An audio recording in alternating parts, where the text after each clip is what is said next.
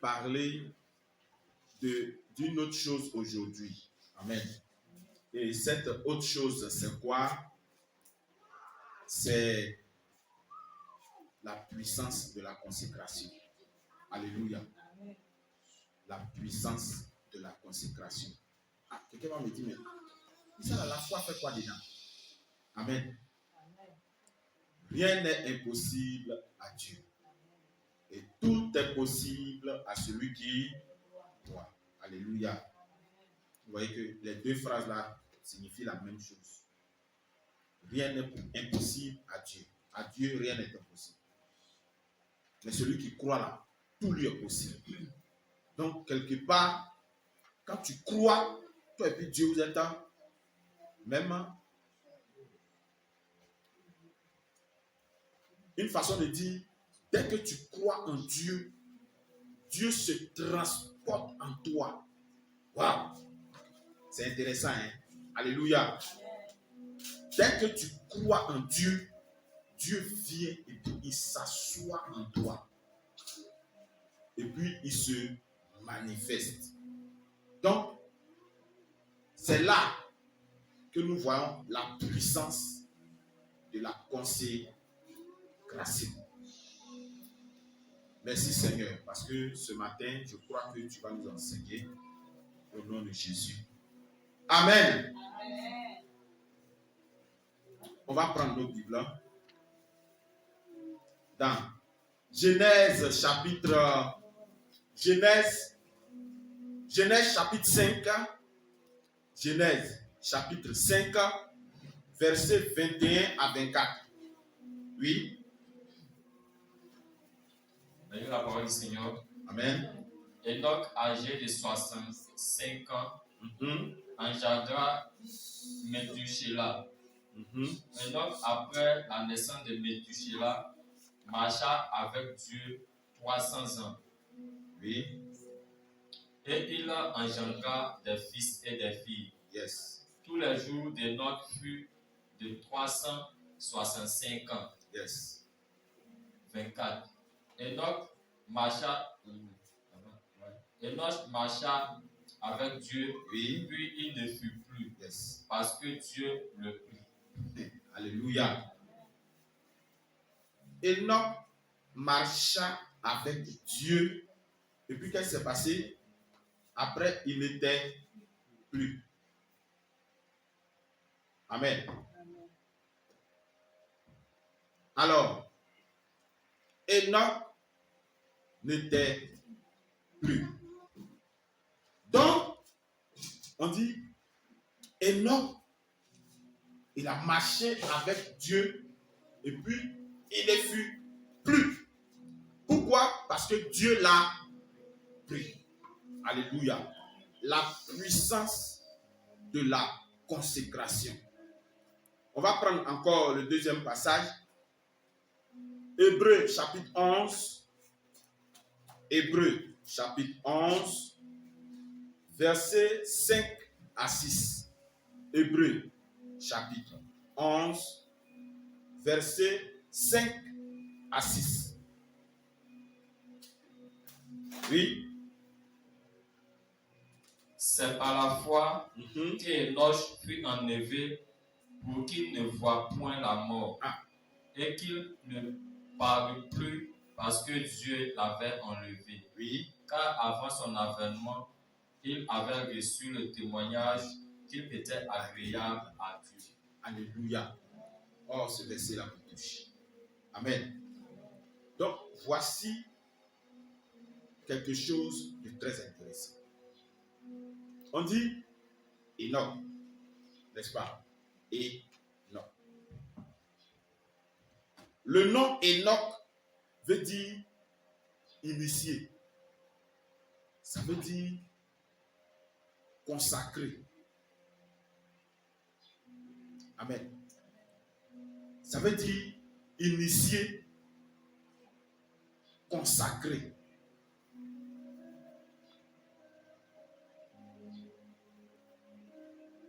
Il y a vu une version où on dit, ça veut dire agréable. Mais qu'est-ce que nous constatons? la Bible dit, Enoch a eu des enfants. Et quand il a fini d'avoir ses enfants, on dit, il a marché avec Dieu. Combien d'années? Reprends le passage. Genèse 5, verset 21 à 24. Enoch engendra des fils. Enoch avait 21. Enoch, âgé de 65 ans, Oui. engendra Méthusélah. Oui. Enoch, après la naissance de Méthusélah, marcha avec Dieu 300 ans. On va s'arrêter. Enoch, après la naissance de Méthusélah, il a marché avec Dieu 300 ans. Bon, nous-mêmes, on vit combien de temps? Est-ce que vous voyez? En fait, ici, ce passage-là parle des patriarches de la Bible. Et cet enseignement, c'est-à-dire que ce passage de la Bible-là, je crois que c'est le chapitre 5. Et Enoch, je crois, il doit être le 7e patriarche de la Bible. Et Enoch, ces patriarches-là, celui qui a vécu le plus, il a vécu 960 et quelques ans.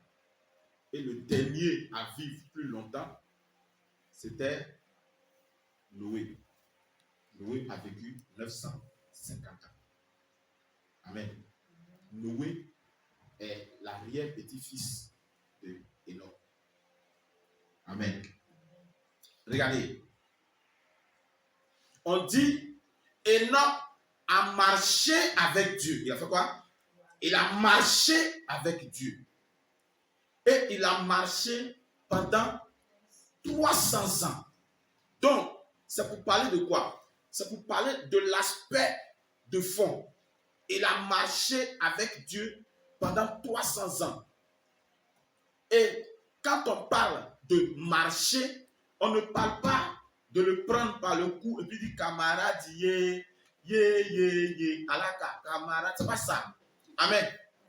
Mais c'est une façon de vivre sous le regard de Dieu.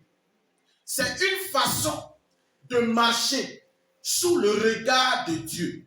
C'est une façon de se comporter sous le regard de Dieu.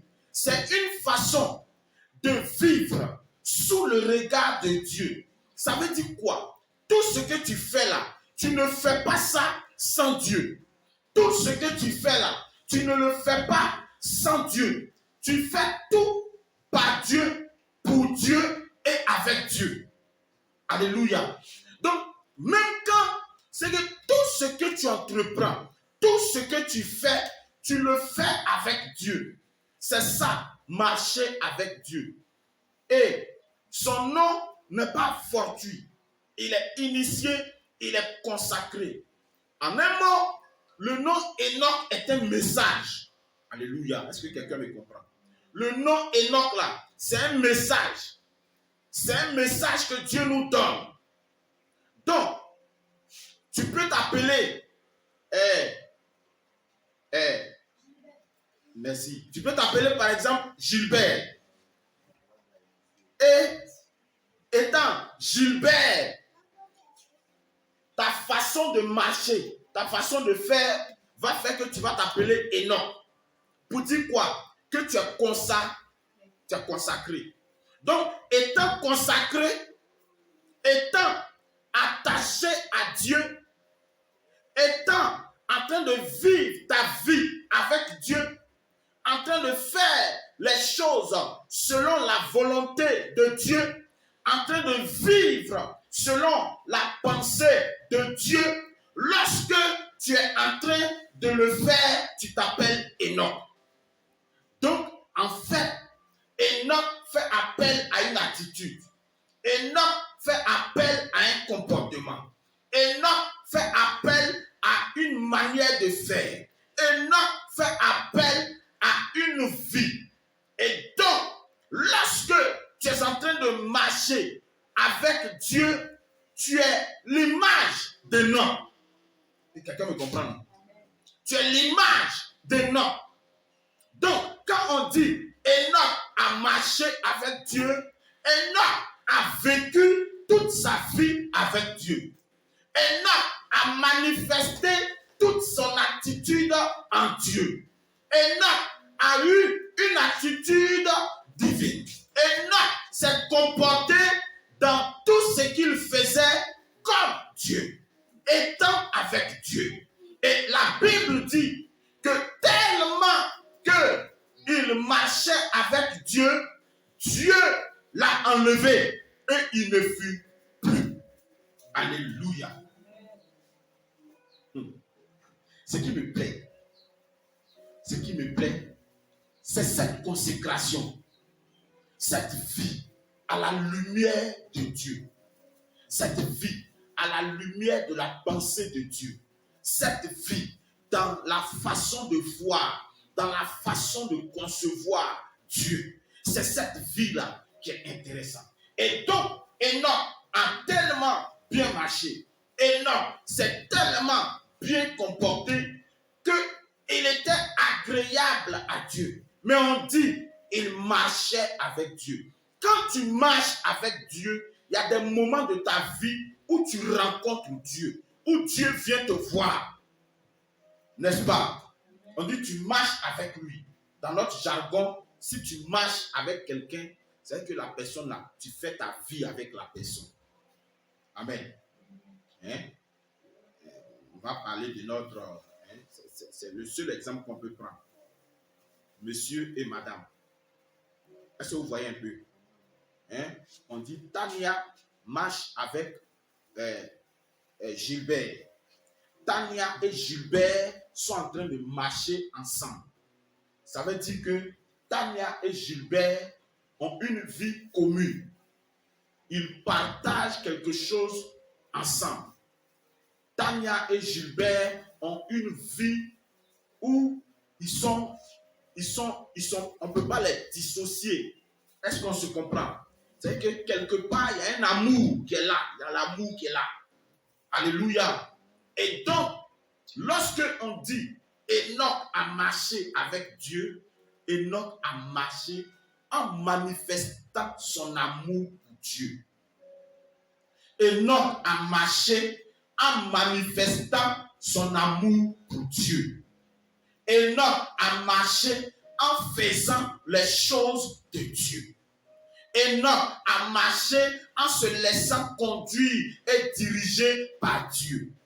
Enoch a marché en laissant Dieu prendre le contrôle de sa vie. Regardez. Genèse chapitre 17. Ce passage avait plein de noms. Genèse chapitre 17. Verset 1 déjà. Oui. Lorsque Abraham fut âgé de 99 ans, oui, l'Éternel apparut à Abraham et lui dit, yes, je suis le Dieu Tout-Puissant. Tout-Puissant. Marche devant ma face et sois intègre. Alléluia. C'est à peu près la même chose. Regarde, Dieu qui se lève et puis vient trouver Abraham. Vous connaissez l'histoire d'Abraham? Déjà, au chapitre 12, Dieu demandait à Abraham de le suivre. Dieu demandait à Abraham de marcher avec lui, de faire sa volonté. À notre grande surprise, au chapitre 17, Dieu lui-même se lève et puis il vient se présenter à Abraham et puis lui dit, je suis le Dieu Tout-Puissant. Et il se présente à lui, je suis le Dieu Tout-Puissant. Je suis le Dieu qui peut tout faire pour toi. Je suis le Dieu créateur du ciel et de la terre. Je suis le Dieu par qui tout a été fait. Je suis le Dieu qui a créé le monde. Je suis ce Dieu-là. Maintenant, je dis, il faut marcher devant ma face. Et il faut être comment? Intègre. Il faut marcher devant ma face et sois intègre. Qu'est-ce qu'il était en train de dire? il faut marcher dans le regard de Dieu. Ne faire rien sans Dieu. Ne faire rien sans Dieu. Donc ici, la personne qui a mis cela en pratique réellement, c'était Enoch. Enoch a marché avec Dieu. Enoch a marché dans la volonté de Dieu. Enoch a marché dans l'esprit de Dieu. Enoch a marché dans la pensée de Dieu. Et lorsque Enoch a marché dans l'esprit de Dieu, lorsque Enoch a marché dans la volonté de Dieu, la Bible dit, je répète, qu'arrivé un jour, il a été enlevé. Dieu l'a pris et il ne fut plus. Alléluia. Dieu l'a pris et puis il n'était plus. On ne l'a plus vu. Ah. Et c'est avec ce verset-là qu'on donne un enseignement sur l'enlèvement. Oui, il y a un temps. Il y a un temps qui va venir où Dieu va venir prendre les personnes qui lui appartiennent. Je vous assure, ces temps-là sont proches. Alléluia. Donc quand on parle du retour de Jésus, on dit Jésus revient bientôt. Jésus revient bientôt. En fait, ce qui fait que ça dure et puis les gens se moquent là, c'est parce que Jésus veut que les gens se préparent. Il ne veut pas que les gens soient surpris. Il faudrait que tout le monde sache qu'un jour il va venir prendre les gens. Donc il vous prévient. Il revient bientôt. Il va venir enlever son église. Il va venir enlever son église. Et quelle est la particularité de cette église? C'est une église Enoch. C'est une église Enoch. Une église consacrée. Une église initiée. Une église gardée, pure et sans tache. Oh Seigneur, aide-nous. Alléluia. Oh, que le Seigneur nous aide. Alléluia. Et lorsque ce moment va venir, personne ne va dire qu'il ne savait pas. Personne ne dira qu'il ne savait pas. Et c'est cet enseignement-là, de Enoch-là, qui prouve qu'un jour, Dieu va venir prendre son église. Alléluia. On va prendre le livre de Actes. Bien. Actes des apôtres.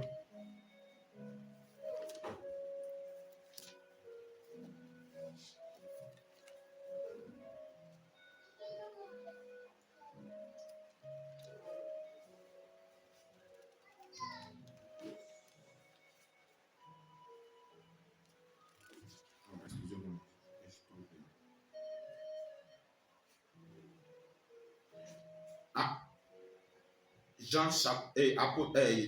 Actes chapitre 1, verset 8 à 9. Faut lire même jusqu'au verset 10. Oui. Théophile. Oui. J'ai parlé dans mon premier livre de tout ce que Jésus a commencé à faire. Acte 1, verset 8. 8 jusqu'à 10. Mais vous recevrez une puissance, le Saint-Esprit survenant sur vous, oui. Et vous serez mes témoins à Jérusalem, dans toute la Judée, dans la Samarie, jusqu'aux extrémités de la terre. Après avoir dit cela, il fut enlevé pendant qu'il le regardait, et une nuée le déroba à leurs yeux. Et comme ils avaient les regards fixés vers le ciel, pendant qu'ils s'en allaient, voici deux hommes vêtus de blanc leur apparut.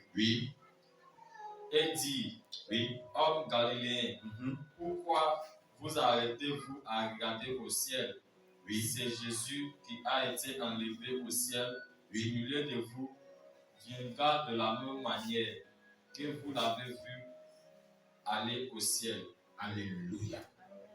Comment vous avez vu? Et de l'autre côté, ils n'ont pas dit comment Enoch est parti. Mais ici, on nous montre un peu comment la chose s'est passée. Au moment où les gens le regardaient, ils étaient en train de causer. Il y a une nuée qui est venue le prendre fat. Et puis il est parti. Maintenant, pour lui au moins, il y a 2 anges qui sont sortis pour dire, de toute façon, il est parti là. Il est parti comme ça. Hein. Mais de toute façon, vous l'avez vu partir là, c'est comme ça, il va revenir. Alléluia.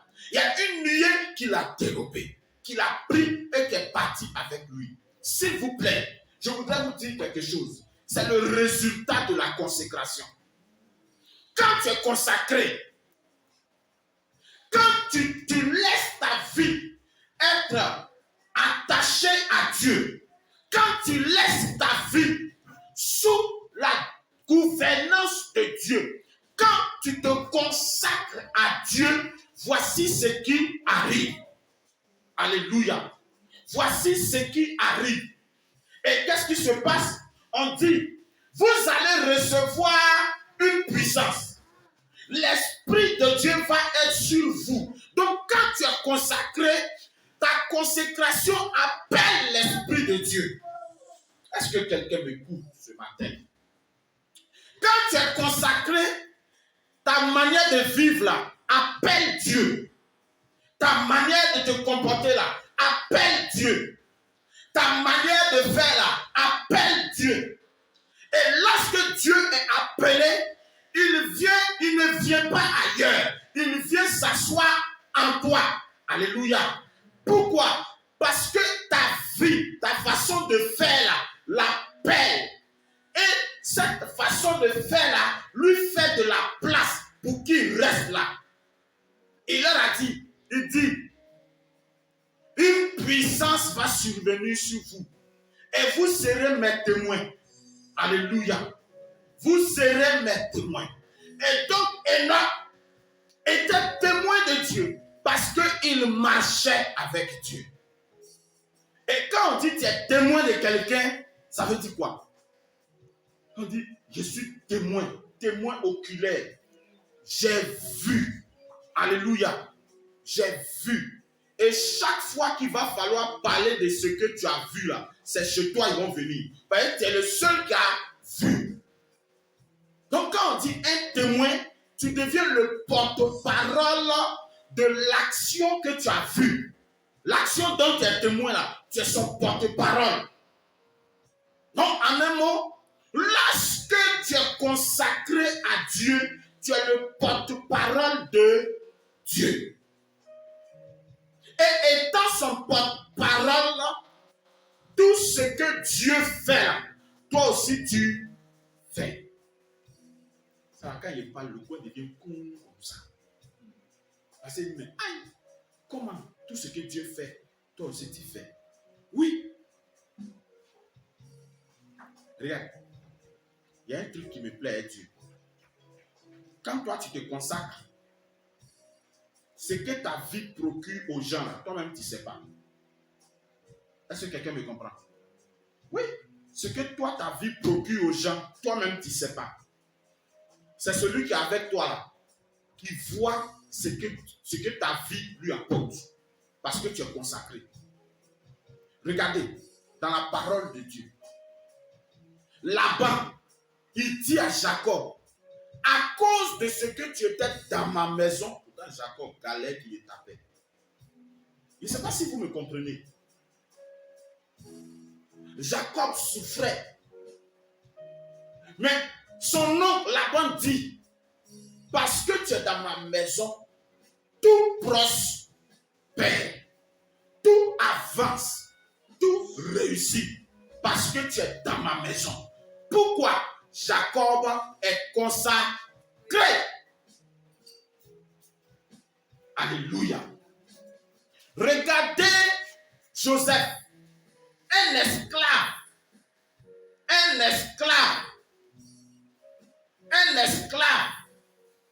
Ils l'ont acheté. On dit 30 pièces d'argent. Bon, je n'ai pas fait la chose, je n'ai pas encore travaillé dessus. Mais 30 pièces d'argent, de nos jours, ça doit coûter quand même quelque chose. Alléluia.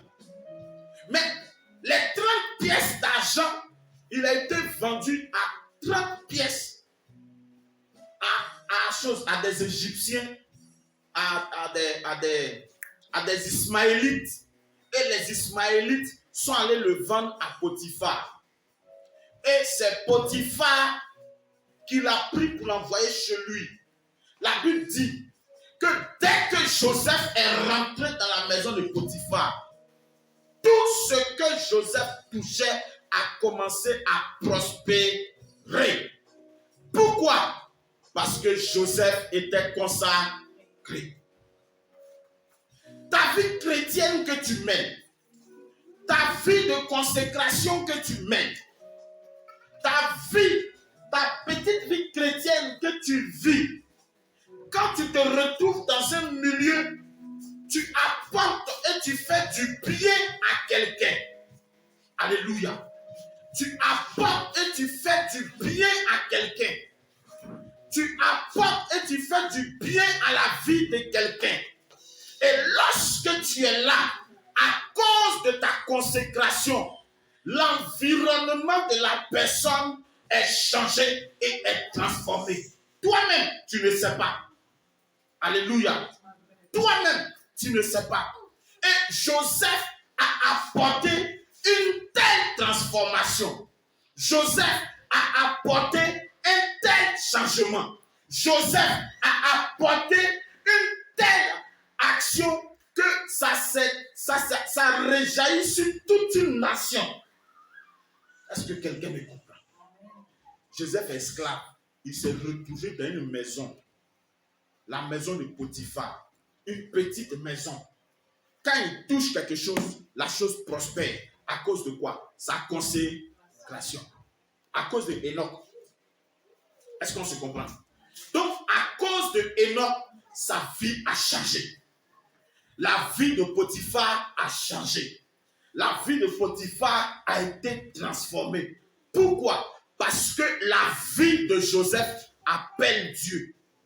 Regarde, quand tu te mets dans des dispositions, quand tu te donnes, quand tu donnes ta vie et quand tu donnes ton cœur à Dieu, tu es consacré et ta vie là appelle Dieu. Ton esprit appelle Dieu. Ta personne appelle Dieu. Donc comme Dieu est appelé et qu'il vient s'asseoir en toi, comme Dieu est puissant, sa puissance se manifeste par toi. D'une manière comme d'une autre. Alléluia. Et c'est ce qui se passe. Donc ici, je veux encourager quelqu'un à donner son cœur à Dieu. Je veux encourager quelqu'un à se consacrer à Dieu.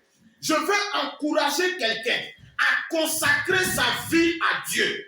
Je veux encourager quelqu'un à consacrer sa personne à Dieu. Lorsque tu te consacres à Dieu, ta consécration appelle Dieu. Or, Dieu, quand il vient pas pour gâter, il vient pour arranger. Alléluia. Prends encore Hébreux chapitre 11, versets 5 à 6. Ah, ce passage m'a marqué, ça m'a touché.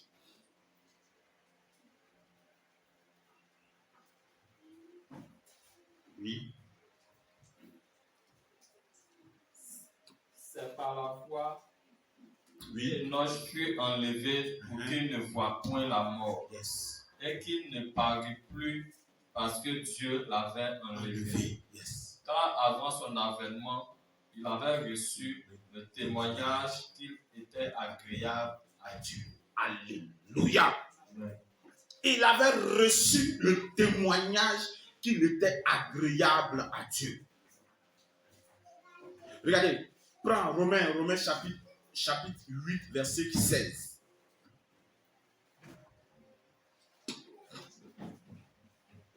Oui. L'Esprit lui-même rend témoignage à notre esprit que nous sommes enfants de Dieu. Alléluia. Donc vous voyez un peu.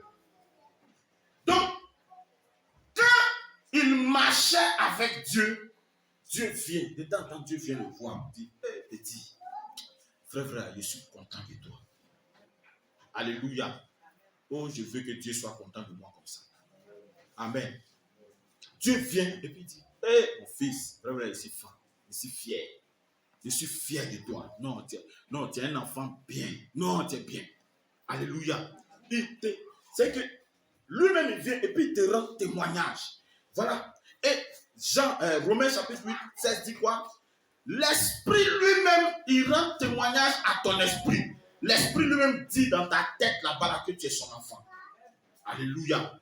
Donc, tu n'es pas étranger. Lui-même, il te parle. Lui-même, il te parle. Son esprit vient pour te parler.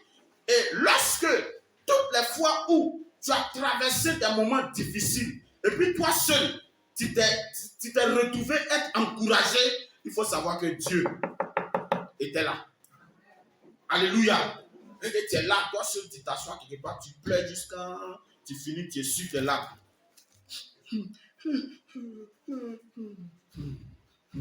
Tu finis, tu es sur tes larmes. Et puis quand tu te lèves, tu es encouragé comme ça. Il n'y a pas quelqu'un qui est venu te dire, non, tu sais, ça va aller. Personne ne t'a dit ça. Tu finis de pleurer, dès que tu te lèves, tu deviens fort, tu es revigoré, puis tu sautes. Bon, allons, on s'en va. Et puis, tu es parti. Alléluia. Il faut savoir que Dieu était là. Alléluia. Il faut prendre le psaume 34. Psaume 34, verset 17 à 18.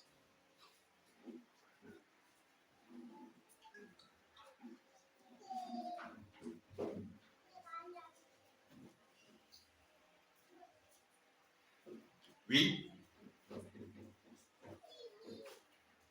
L'Éternel tourne sa face contre les méchants pour retrancher de la terre leurs souvenirs. Quand les justes crient, l'Éternel entend et il les délivre de toute leur détresse. Alléluia. Il faut pousser un peu. Pousse. Lis le dernier verset. L'Éternel est près de ceux qui ont le cœur brisé. Et il sauve ceux qui ont l'esprit dans la pâture. Alléluia. Regarde, est-ce que tu vois, quand tu es consacré, c'est-à-dire quand l'esprit de Dieu est en toi, quand ta consécration appelle Dieu, chaque fois que tu es dans le découragement, chaque fois que tu as du souci, chaque fois que tu pleures, Dieu n'est pas loin, il est là. Alléluia. Il est là. Et puis il te défend. Il est avec toi.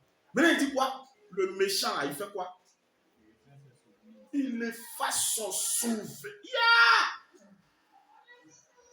Non, Dieu. Seigneur, vrai, Dieu composé avec toi. Amen. Il efface son souvenir sur la terre. C'est que quand tu as parti comme ça, là, c'est fini, hein, tu t'en vas avec tout. Hein. C'est fini comme ça. C'est que quand tu t'en vas, tu es parti comme ça, tu es parti, hein. Et puis tu es parti comme ça, hein. C'est que le jour où on va évoquer ton nom, c'est ce que tu as fait là. Et ça, on va dire. Amen. Dans mes recherches un jour, j'ai pris photo de Hitler pour garder. Alléluia. J'ai pris la photo de Hitler, puis j'ai gardé. Non. Un jour, je demande à ma femme, est-ce que tu connais cette photo? C'est qui lui là? Elle dit, oh, ça c'est Adolf Hitler. Il dit, ah, tu le connais. Maintenant, il montre la photo à moi. On dit, je ne le connais pas. Et tu ne le connais pas. Il dit, regarde-le bien. C'est Adolf Hitler. C'est lui qui est à l'origine de la première et de la deuxième guerre mondiale. C'est tout ce qu'on sait de lui. Est-ce que vous voyez un peu? C'est que c'est tout ce qu'on a de lui. Quand on montre sa photo, en même temps, on a peur de toi. Donc, du coup, tous tes souvenirs sont oui. Je refuse d'être méchant au nom de Jésus. Que Dieu nous enlève de la méchanceté. Alléluia. Mais, quand tu es juste, tout ce que tu fais là, Dieu pense à toi. D'accord? Quand tu es consacré, Dieu se souvient de toi. Quel que soit le problème dans lequel tu es, quel que soit où tu es, quand tu es consacré, Dieu se souvient de toi. Alléluia. Et puis, il est là pour t'exaucer. Ce que tu demandes là, il est là pour te donner ça. Oh, que le Seigneur nous aide. Alléluia. Oh, que le Seigneur nous aide. Que le Seigneur nous aide. Alléluia. Oh, merci Seigneur. Que ton nom soit béni. Que ton nom soit glorifié. Reprends. Hébreux 11.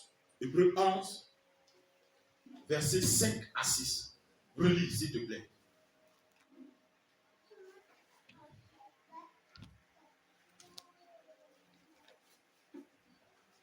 Oui. C'est par la foi qu'Enoch fut enlevé pour qu'il ne voie point la mort et qu'il ne parut plus parce que Dieu l'avait enlevé. Car avant son avènement, il avait reçu le témoignage qu'il était agréable à Dieu. Alléluia.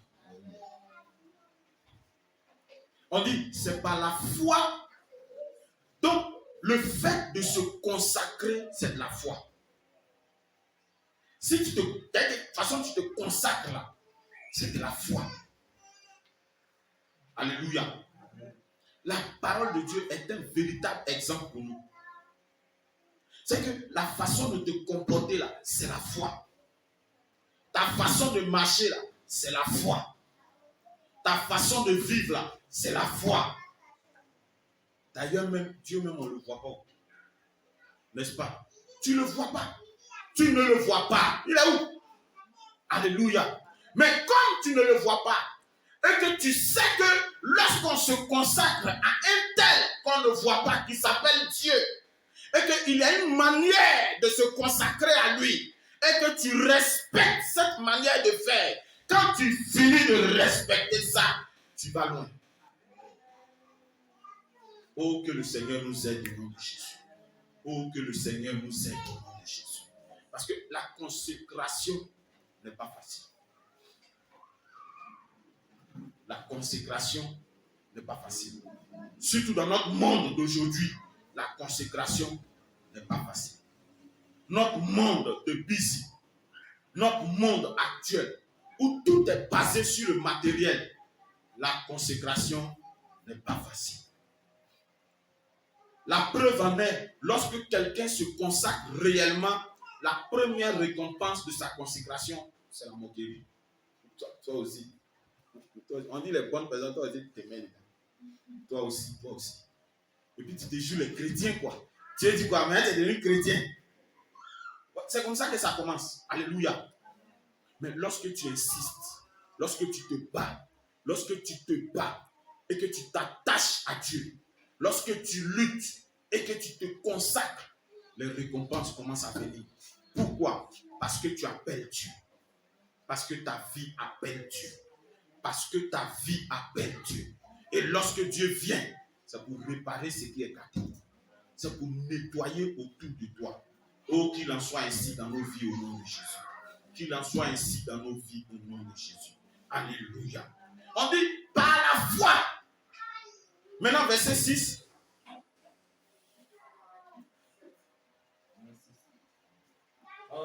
Sans la foi, il est impossible de lui être agréable. Alléluia. Sans la foi, il est impossible de lui être agréable. Ensuite, car il faut que celui qui s'approche de Dieu croit que Dieu existe. Oui, et qu'il est le rémunérateur de ceux qui le cherchent. Alléluia. Verset 7. C'est par la foi que Noé, divinement averti des choses qu'on ne voit pas encore, et saisi d'une crainte respectueuse, construisit une arche pour sauver sa famille. C'est par elle qu'il condamna. Verset 6. Reprends le verset 6 encore, s'il te plaît. Or, sans la foi, il est impossible de lui être agréable. Oui. Car il faut que celui qui s'approche de Dieu croit que Dieu existe. Il existe. Et qu'il est le rémunérateur de ceux qui le cherchent. Alléluia. Donc, il faudrait que tu crois. On dit, sans la foi, il est impossible d'être agréable à Dieu. C'est quoi? Si tu n'as pas la foi, tu ne peux pas être agréable à Dieu. Alléluia. Donc, tout est basé sur la foi. Rien n'est impossible à Dieu. Tout est possible à celui qui croit. Si tu crois, alléluia, si tu crois, il est possible pour toi d'être agréable à Dieu. C'est par le fait que tu crois que tu es agréable à Dieu. Et lorsque tu crois en cela, lorsque ta foi est ferme dans cette confiance en Dieu, c'est en cela que les miracles s'opèrent. C'est en cela que beaucoup de grandes choses se font. Regarde, le miracle, là, je le répète, ça ne se fait pas seulement quand toi tu veux. Est-ce que quelqu'un me comprend? C'est pas quand tu veux, quand toi tu veux. Oh Seigneur, il faut faire ça pour moi. Parfois même quand tu lui dis, mais il ne fait rien même. Il ne fait rien, il ne fait pas. Il ne fait pas ça pour toi. Est-ce que quelqu'un me comprend? Mais il le fait dans ta vie, en ta vie, autour de toi, avec ceux qui t'entourent, avec ceux qui sont avec toi. Il le fait pour que les gens disent que toi là, tu es avec Dieu. Alléluia. Regardez Jésus sur la croix. Jésus est couché sur la croix. Les gens l'attrapent, ils lui font ce qu'ils veulent. Il dit il a soif. Les gens mettent vinaigre dans le chiffon. Et puis on met dans sa bouche. On boit là-bas. On pousse sa tête. On lui fait façon. Mais il est couché sur la croix. Pendant qu'il est couché sur la croix, dès que Jésus, on dit, il a rendu l'esprit. Dès cet instant, le temps est devenu noir. Le temps a moisi. L'atmosphère a changé. Et dès que l'atmosphère a changé, le gars a dit, assurément ce gars-là, il était vraiment fils de Dieu. Alléluia. C'est que Dieu, il fait ces choses-là. C'est pas pour toi en qui il habite. Mais il le fait pour ceux qui sont autour de toi. Toi, tu es qui? Toi, tu n'es rien. Il fait ce qu'il veut avec toi. Il fait les choses comme il veut avec toi. Mais ça ne veut pas dire qu'il ne tient pas compte de toi. Au contraire, ses yeux sont sur toi. Son esprit est sur toi. Sa vie même est sur toi. Il te fait confiance à un tel point que cette confiance-là, personne ne peut changer. Regardez Moïse. Regardez Moïse. La consécration de Moïse a fait que lorsque les gens étaient en train de parler de lui, Dieu dit, vous là, vous allez prendre aujourd'hui. Hé, venez ici. Myriam, Aaron, venez ici. Moïse, viens ici. Allez, arrêtez-vous. Aaron, Myriam, moi Dieu, je vous dis quelque chose. Quand on parle de prophète ici, là, vous là, il parle en rêve. Il leur donne les petits signes dans les rêves. Et puis tu te réveilles, tu dis, ouais, il a vu. Mais, si c'est avec,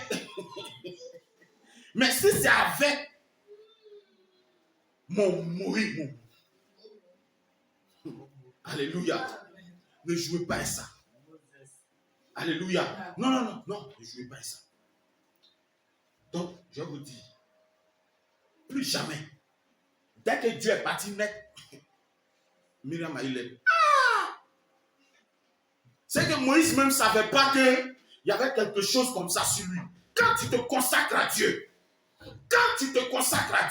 Dieu te défend sans même que tu le saches.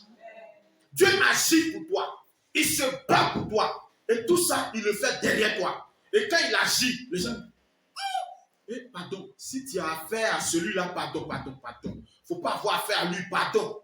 Parce que lui là, son affaire, c'est Dieu qui tranche, pardonner. Alléluia. Et quand Dieu te défend, il te défend de sorte à ce que les gens disent, qui est parti le provoquer? Alléluia. Vous-même, il y a tellement de signes dans la parole de Dieu. Tellement de signes. Alléluia. Je me souviens, sur Facebook, je crois qu'il y a parlé de ça ici. Sur Facebook, ils ont mis une photo d'un homme de Dieu là. D'un Cambodgien. Ils ont mis sa photo. Et puis il y a des hommes de Dieu, il y a des jeunes Ivoiriens qui disent, ça c'est qu'un homme de Dieu, les hommes de Dieu, façon. Hein, les pasteurs, ils ne pas, ils sont des escrocs.